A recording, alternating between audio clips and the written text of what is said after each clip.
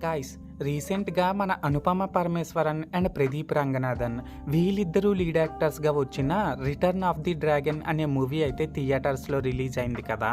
అయితే నేను ఆ మూవీని జస్ట్ ఇప్పుడే చూసి రావడం అయితే జరిగిందండి. సో, ఈ వీడియోలో మనం ఏంటంటే అసలు ఆ మూవీ ఎలా ఉంది, ఏంటి అనేది డిస్కస్ చేద్దాం. ఓకేనా? అయితే ఇక్కడ ఫస్ట్ ఆఫ్ ఆల్ ఈ మూవీలో స్పాయిలర్స్ లేకుండా బేసిక్‌గా స్టోరీ లైన్ ఏంటంటే గైస్, ఇందులో మన హీరో ఏమో ఒక ఇంజినీరింగ్ స్టూడెంట్ అన్నమాట. తనకి 48 బ్యాక్‌లాగ్స్ అయితే ఉంటాయి. సో, అలా తనకి 48 బ్యాక్‌లాగ్స్ ఉండడం వల్ల తను ఫేక్ సర్టిఫికేట్స్‌ని రెడీ చేపించుకొని ఒక జాబ్‌లో అయితే జాయిన్ అయిపోతాడు. అయితే ఇక్కడ ఏంటంటే గైస్, మన హీరో అలా జాబ్‌లో జాయిన్ అయిన తర్వాత అసలేం జరిగింది, ఏంటి అనేది మనమైతే మూవీలో చూడాల్సి ఉంటుందన్నమాట. సో, మొత్తానికి అర్థమైంది కదా స్టోరీ లైన్ ఏంటి అనేది. అయితే ఇప్పుడు ఈ మూవీ ఎలా ఉంది అనే విషయానికి వచ్చినట్లయితే గైస్, మూవీ నాకైతే చాలా బాగా నచ్చిందండి. Especially engineering students and software employees అయితే ఈ మూవీకి బాగా కనెక్ట్ అవుతారనే చెప్పాలి.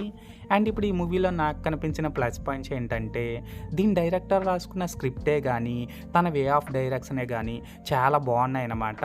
అలాగే తను క్యాస్ట్ చేసుకున్న ప్రతి ఒక్క యాక్టర్‌కి కూడా ఇందులో మంచి ఇంపార్టెన్స్ అయితే ఇచ్చాడు. సో, అదైతే నాకు చాలా బాగా అనిపించింది. దీనికి తోడు ఈ మూవీతో వీళ్ళు ఇచ్చిన మెసేజ్ బాగుంది.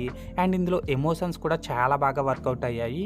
అండ్ ఇప్పుడు యాక్టర్స్ విషయానికి వచ్చేసినట్లయితే, డ్రాగన్ అనే క్యారెక్టర్లో ప్రదీప్ రంగనాథన్ చాలా బాగా యాక్ట్ చేశాడండి. అండ్ ప్రతి ఒక్కళ్ళు కూడా చాలా ఈజీగా కనెక్ట్ అయిపోతారన్నమాట తన క్యారెక్టర్‌కి. అలాగే ఇందులో హీరోయిన్‌గా చేసిన మన అనుపమ కూడా పర్లేదు, బాగానే పెర్ఫార్మ్ చేసింది. లాస్ట్‌గా ఏంటంటే గైస్, బీజీఎం, సినిమాటోగ్రఫీ ఈ 2 కూడా బాగానే ఉన్నాయి. అండ్ తెలుగు డబ్బింగ్ కూడా ఈ మూవీకి బాగానే సెట్ అయిందనమాట.